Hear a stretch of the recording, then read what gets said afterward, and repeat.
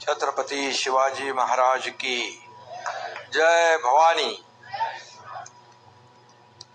आपल्या सगळ्यांचं आराध्य दैवत छत्रपति शिवाजी महाराजांची आज जयंती आहे आणि अशा या युगप्रवर्तक छत्रपति शिवाजी महाराजांना मी वंदन करतो, कोटी कोटी प्रणाम करतो। आणि आज शिवजयंतीच्या मुहूर्तावर आज तिथे 21,399 नागरिकांना हक्काची घरे मिळत आहेत। खरंच ते सर्वजण भाग्यशाली आहेत। दिवस आज अतिशय शिवजयंतीचा आहे, पवित्र आहे। आणि सिंगलजी, आपण या ठिकाणी कार्यभार घेतल्यानंतर चांगलं काम शिडकोच्या माध्यमातून होत आहे। आपली सगळी टीम इकडे बसलेली आहे, त्यांचेही मनापासून अभिनंदन करतो। तुमचं नाव सिंगल, त्यामुळे आणि म्हणून फास्ट काम जसं मला अपेक्षित आहे तसं काम आपल्याकडून होतंय आणि त्यामुळे मी आपलं मनापासून अभिनंदन करतो। इथे शांतनु गोयल आहेत, गणेश देशमुख आहेत, राजा दयानिधी आहेत, मंगेश चित्रे आहेत, सर्व पदाधिकारी अधिकारी आणि माझ्या लाडक्या बहिणी आहेत, लाडके भाऊ आहेत आणि ज्यांना आता घरं लागणार आहेत ते आता लाडके घरमालक होतील, त्यांचे मनापासून अभिनंदन करतो, शुभेच्छा देतो। खरं म्हणजे याचं वैशिष्ट्य एवढं आहे की मला वाटतं सिडकोच्या इतिहासामध्ये एवढी मोठी लॉटरी पहिल्यांदा होती आहे, 21,399।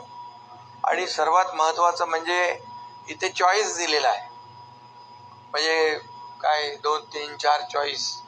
आणि मग त्या मला वाटतं इतर लॉटरीमध्ये चॉईस नाही आहे, पण सिडकोमध्ये चॉईस आहे आणि आपल्या पसंतीची घरं, त्याचं नावच आहे योजनेचं, माझं पसंतीचं सिडकोचं घर।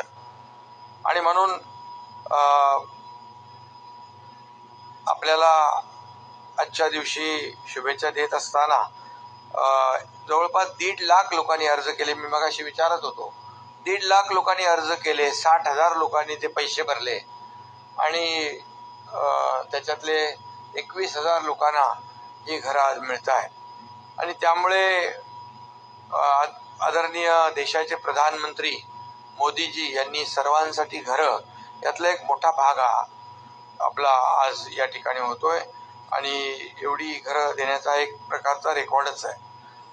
मला वाटतं 2015 मध्ये आपण 15,000 घरांची सोडत काढली होती आणि त्यानंतर म्हणजे सिडकोचा तुमचा रेकॉर्ड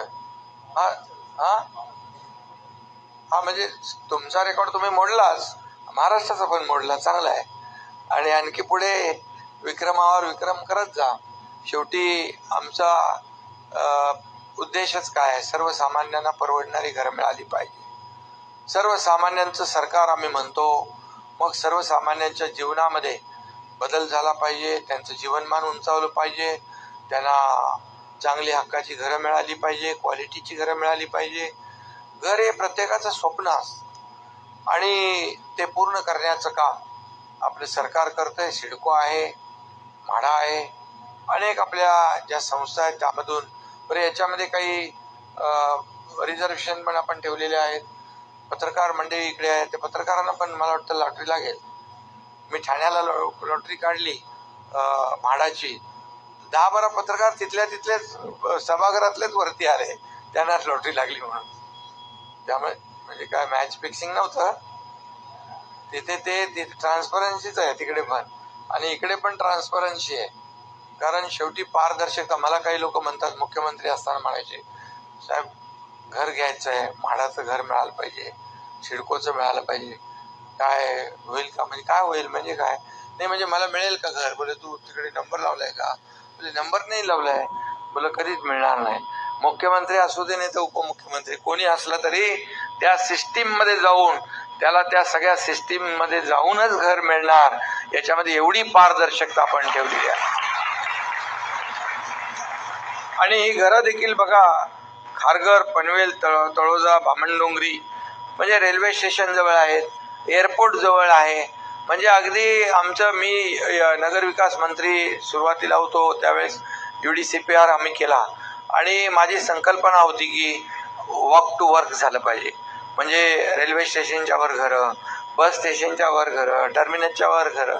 म्हणजे घरातून उतरलं, गाडी पकडली, त्याला दुसरी कुठली गाडी पकडायची, टॅक्सी पकडायची, रिक्षा पकडायची, स्कूटर पकडायची गरज नाही.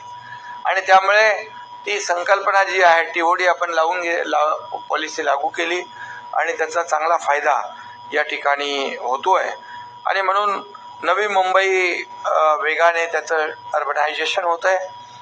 त्यामुळे आपल्याला मोठ्या प्रमाणावर डिमांड जास्त आहे, त्यामुळे सप्लाय देखील आपल्याला वाढवावा लागेल. मी एकदा गेलो होतो तिकडे, घरं बघितली मी त्यावेळेस. टाटा, L&T, शापूरजी आणि शिर्के या सर्व लोकांची घरं पाहिली मी. अतिशय उत्तम आणि क्वालिटी घरं सिडकोची बांधली जातात आणि त्यामुळे क्वालिटीच्या बद्दल तर आपण कधीच कॉम्प्रोमाइज करत नाही.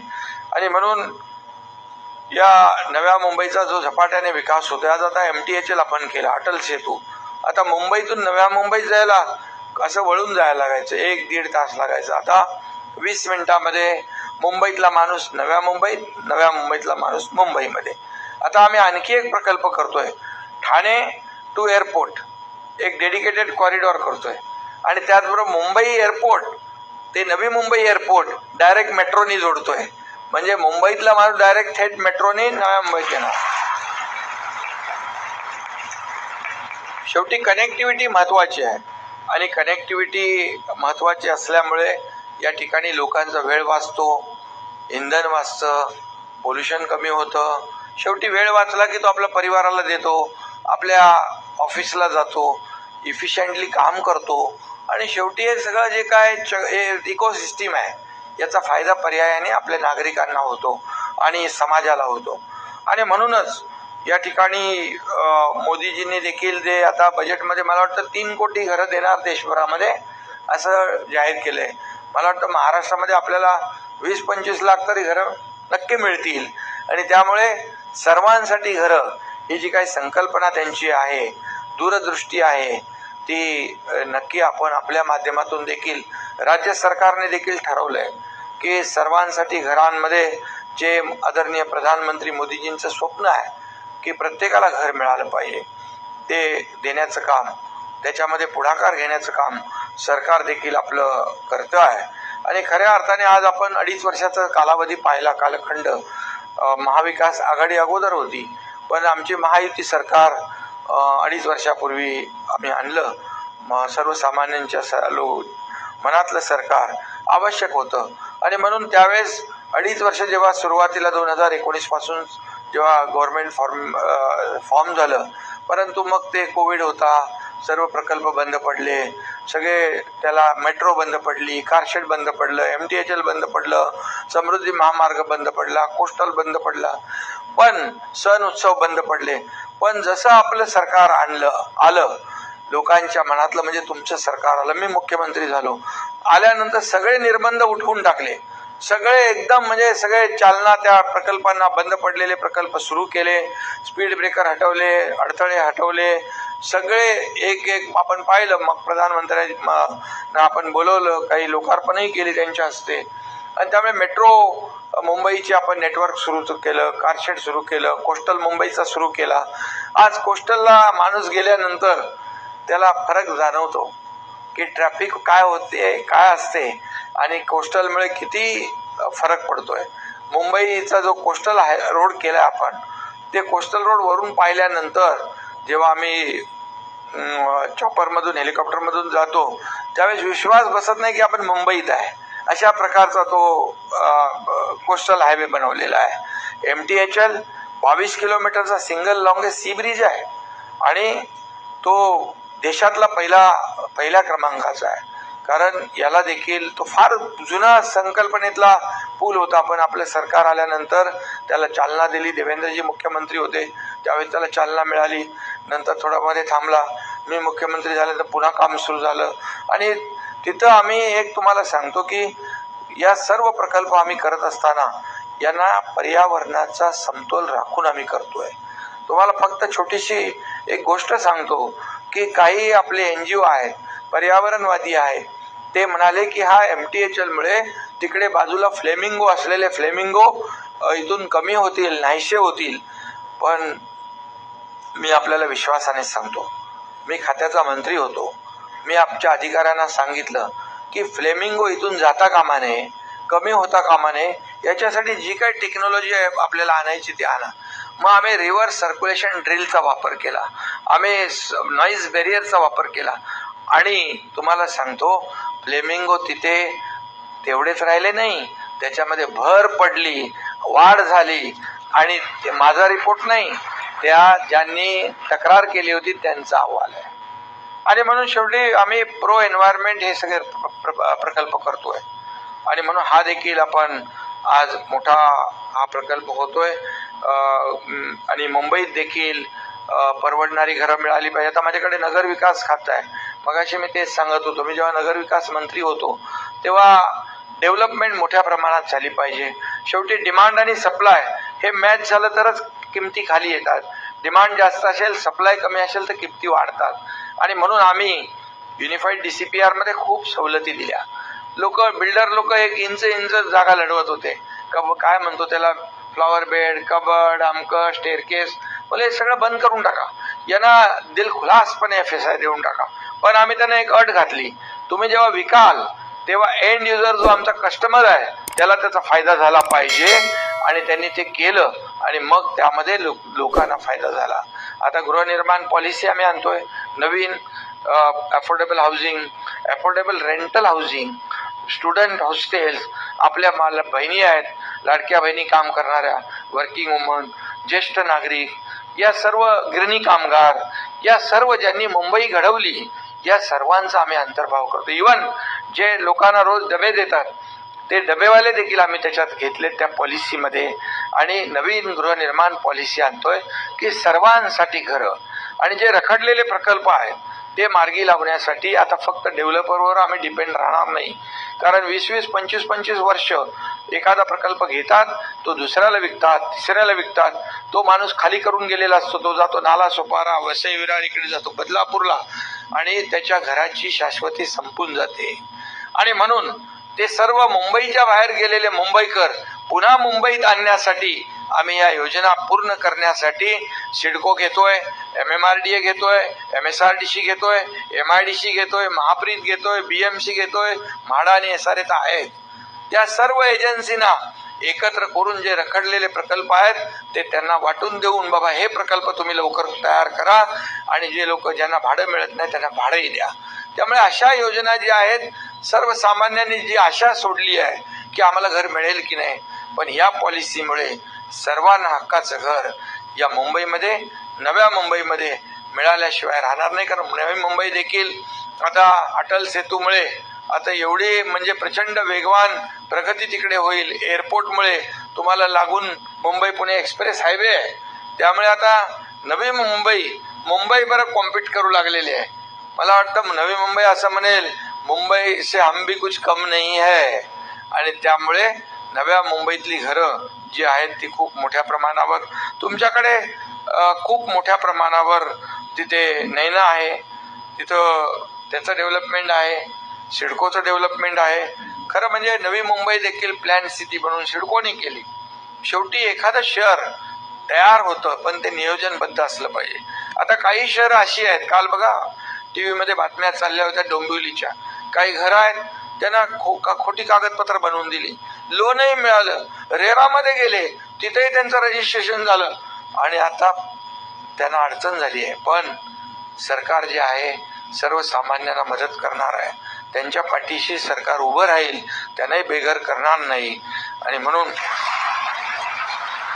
आम्ही क्लस्टर योजना जी आखली, या क्लस्टरमध्ये आम्ही त्यांना घेऊ. आणि क्लस्टरमध्ये आपल्याला सांगतो, क्लस्टरमध्ये आज समूह विकास म्हणजे एक स्टँड अलोन बिल्डिंग उभी केली तर त्याला काय मिळणार, जागा, ओपन स्पेस नाही, गार्डन नाही, काही नाही. कुठे बांधणार का, टेरेसवर गार्डन बांधणार. तर त्यांना एकत्र क्लस्टरमध्ये आम्ही घेतल्यामुळे त्यांना ओपन स्पेस मिळणार, त्याच्यामध्ये गार्डन मिळणार, त्यांना तिथे शाळा असेल, त्यांना वैद्यकीय सुविधा असेल, सर्व ॲम्युनिटी तिथं मिळणार. आणि म्हणून क्लस्टर जे आहे मुंबईमध्ये, ठाण्यामध्ये सुरू झालं, तुमच्या नव्या मुंबईत देखील होईल. आणि मोठ्या प्रमाणावर क्लस्टरच्या माध्यमातून रखडलेले प्रकल्प जे आहेत याला चालना मिळेल आणि प्रत्येकाला घर मिळणार. त्याच्यामध्ये शेवटी घरं जास्त झाली की लोकांना म्हणजे सप्लाय जास्त झाला, मोठ्या प्रमाणावर घरांची निर्मिती झाली तर खऱ्या अर्थाने सर्वसामान्य माणसाचं जे स्वप्न आहे परवडणाऱ्या किमतीमध्ये घर मिळालं पाहिजे ते नक्की मिळेल. आणि म्हणून आपल्याला मी एवढंच सांगतो, 2.5 वर्षात आम्ही जे काम केलं, ज्या योजना केल्या, मग अशी कोणीतरी सांगितलं, एकीकडे विकास प्रकल्पांना चालना दिली, दुसरीकडे लोकाभिमुख कल्याणकारी योजना केल्या, या दोन्हींचं सांगड आम्ही घातली. आणि म्हणूनच आपण सगळ्यांनी महायुतीला लँडस्लाईड मॅन्डेट दिलं, खूप बहुमत मोठं दिलं. याबद्दल मी आपला आभारी आहे. आणि मी तेव्हा सीएम म्हणून काम केलं आणि मला लोक म्हणायचे सीएम म्हणजे चीफ मिनिस्टर, मी म्हणायचो सीएम म्हणजे कॉमन मॅन, सीएम म्हणजे कॉमन मॅन. कारण आमच्या आयुष्यामध्ये एवढंच आहे की या कॉमन मॅनला सुपरमॅन बनवायचं आहे. कॉमन मॅनला सुपरमॅन कधी बनवू? त्यांना चांगली घरं मिळतील, त्यांच्या आयुष्यामध्ये चांगल्या सुविधा मिळतील, त्यांचं जीवनमान उंचावेल, तेव्हाच ते होणार आहे. आणि त्यामुळे मला काय मिळालं यापेक्षा माझ्या महाराष्ट्रातल्या जनतेला काय मिळालं. पदं तर येतात जातात, पुन्हा येतात, पदं वर खाली होतात, परंतु आज महाराष्ट्रामध्ये ज्या योजना आम्ही सुरू केल्या, लाखो करोडो ज्या लाडक्या बहिणींसाठी योजना आम्ही केली, त्या लाडक्या बहिणींचा लाडका भाऊ म्हणून या एकनाथ शिंदेला जी ओळख मिळाली ती सर्व पदांपेक्षा मोठी आहे. आणि म्हणून मी आपल्याला एवढंच सांगतो की तुम्हाला मनापासून मी शुभेच्छा देत असताना आज ज्यांना लॉटरीमध्ये लागतील घरं ते तर खुश होतील, आनंदी होतील, त्यांना शुभेच्छा देतो मी. पण ज्यांना मिळणार नाही त्यांचं आपण तयारी करून ठेवली आहे ना, त्यांची लॉटरी लगेच लागेल, म्हणजे जे आता उरलेत त्यांनाही घरं मिळतील. लॉटरी काढली 19,518 लोकांना लागल्या. 19,518 लोकांना त्यांचा पसंतीचा घराचा मिळाला.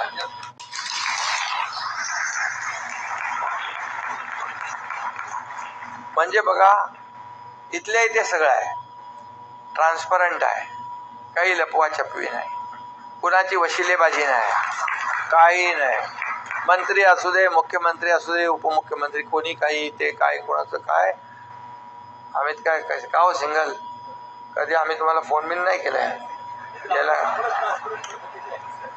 नाही, म्हणजे लोकांच्या समोरच सांगतो मी.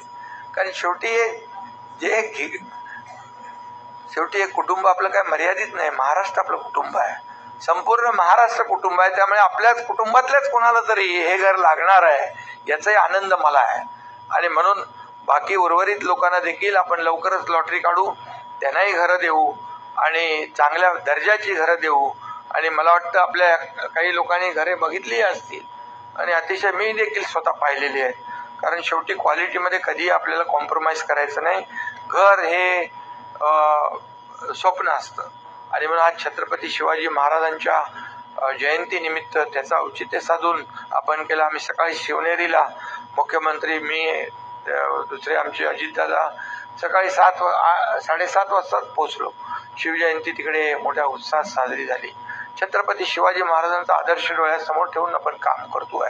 रयतेच्या भाजीच्या देठालाही हात लागता कामा नये अशी भावना छत्रपती शिवाजी महाराजांची होती. 18 पगड मावळ्यांना घेऊन त्यांनी स्वराज्य उभं केलं.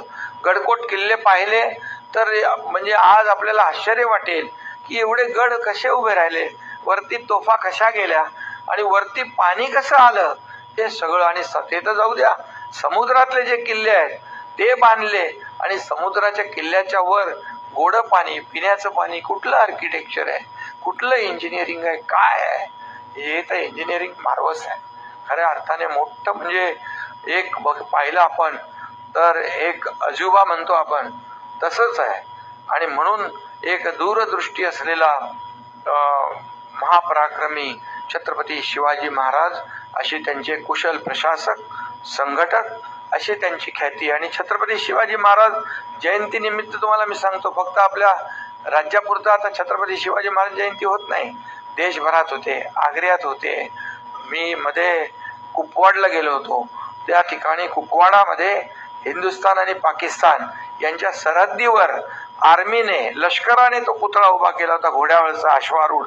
त्याचं लोकार्पण करायला मला बोलवलं होतं आणि त्या तलवारीचं टोक पाकिस्तानकडे होतं. त्यामुळे पाकिस्तान कधी आपल्याकडे डोळे वर करून बघू शकत नाही, ही संकल्पना होती. मी विचारलं त्यांना दिशा, ते म्हणाले असं आहे. आणि मी आजच रशियातल्या आपल्या मेडिकल स्टुडंट तिकडे आहेत, शिकायला गेलेले, त्यांनी तिकडे शिवजयंती साजरी केली, त्यांनाही शुभेच्छा दिल्या. जपानमध्ये छत्रपती शिवाजी महाराजांचा पुतळा उभा केलाय, 8 मार्चला त्याचं लोकार्पण आहे. त्यांनी मला विनंती केली, आग्रह केला, आता माहित नाही वेळ मिळतो का, परंतु आपण पूर्ण आता 7 समुद्रापलीकडे छत्रपती शिवाजी महाराजांची पताका फडकती आहे आणि त्यांची कीर्ती पसरते आहे.